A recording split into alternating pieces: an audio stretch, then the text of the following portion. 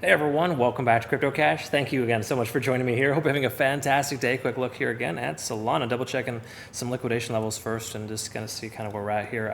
We do have this rising wedge pattern, keep in mind.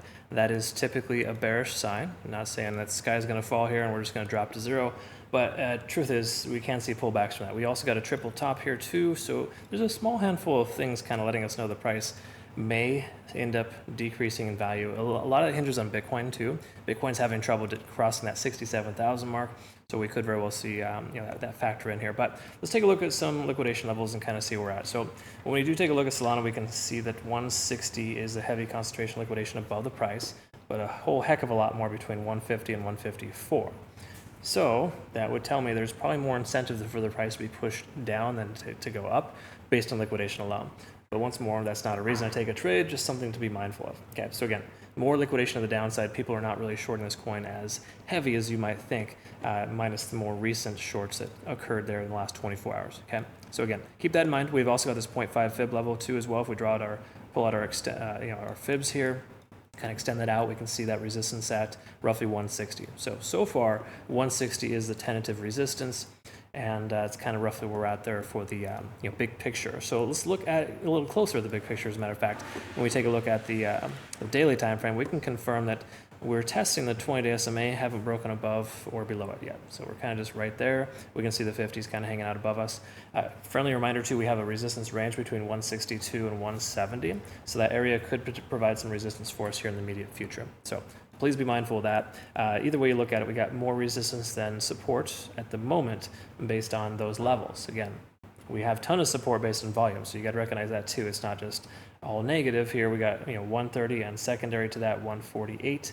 Those are some areas there. So if the price does end up pulling back, we could see a nice little pivot off of 148. Okay, so I'm hoping for something along those lines, maybe along in the upper 140s, low 150s.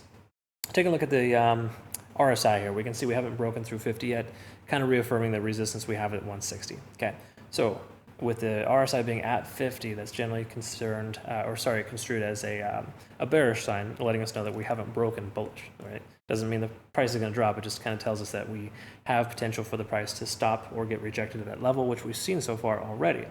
MACD is converging too, so generally speaking, we have a lot of favorable signs here, slightly more favorable than not, okay? Again, I think these are more bullish and beneficial, but I'm not going to be totally bullish or sold on Solana going long here until we're over that 168, that 50-day SMA, and crossing that previous resistance at the 168, 170, okay?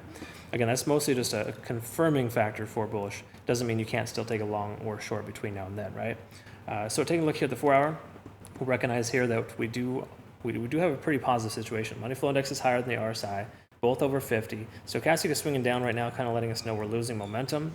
And the same thing occurred here as well for MACD. We're almost diverging here, but it's ever so slight. So I don't really trust when price action is like this right now. Honestly, it's not the best time of day to start trading too. Honestly, I prefer to trade when traditional markets are open and they don't open for a few hours here. So just a heads up on that. Probably not the most ideal conditions here. If we do take a look at the hourly, we can confirm as well that we're still above the cloud. Lagging span, kind of sort of a mess, and same thing with the conversion line and the baseline, but when we do look at the cloud here, we can confirm that we are still above. Again, until we break below the cloud, we're pretty much going to presume the price action is going to stay where it's at, okay? It should go sideways and or up from here.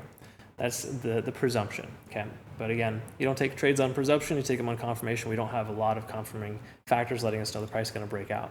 More so confirming the fact that we do have some bearish signs on the smaller time frames here, more so patterns letting us know that we could very well see the price action digress, okay? So again, we close here soon underneath specifically under the cloud at 154.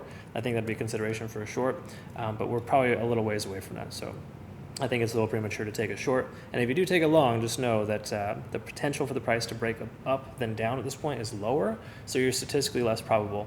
And in turn, you want to use lower leverage and lower position size if you're going to do that. Okay. Just some friendly advice. That's what we do as a community, and we've been taking some nice profits. In fact, if you take a look here, Matic and XRP has been our scalping paradise for our day trading bot. And of course, we took some nice profits from Caspa long yesterday, and the day before Bitcoin long 30%. Okay, so again, all good stuff here, folks, but generally speaking, I would be a little more patient here if you're considering a trade, just depending on obviously who you are as a trader. So hope you learned something again. Thank you so much for watching. Have yourself a great rest of the day. Do not forget to like, comment below, and I deeply appreciate that. We'll see you soon. Thanks again.